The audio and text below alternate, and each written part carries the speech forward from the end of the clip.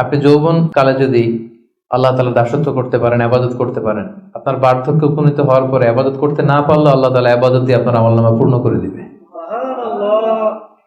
পূর্ণ করে দেবে। আপনি ফজরের সময় উঠতে পারতেছেন না, কোমরে ব্যথা, ডায়াবেটিস ইত্যাদি ইত্যাদি, আল্লাহ বলবে যুবক অবস্থায় কি করেছিল ওইটা দেখো, ওই সময় যা করছে ওইটা লিখে দাও। এই জন্য আল্লাহ রাসূল সাল্লাল্লাহু আলাইহি ওয়াসাল্লাম বলেছেন যে এই যৌবনটারে কাজে লাগাও। আল্লাহ রাসূল সাল্লাল্লাহু আলাইহি ওয়াসাল্লাম বলেছেন 5টা বিষয় আসার আগে 5টা জিনিসকে কাজে লাগাও। তার মধ্যে একটা হচ্ছে শাবাবাকা ক্বাবলা হারামিক, বার্ধক্য আসার আগে যৌবনকে কাজে লাগাও।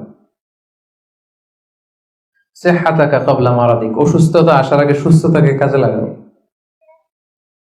গিনাকা ক্বাবলা ফাকরিক, গরিব হয়ে যাওয়ার আগে তোমার ধনাঢ্যতাকে কাজে লাগাও।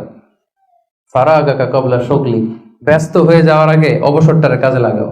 হায়াতাকা ক্বাবলা মাউতিক, মৃত্যু আসার আগে জীবনটারে কাজে লাগাও। এই জন্য যৌবনটাকে যেন আমরা কাজে লাগাই প্রিয় ভাইরা।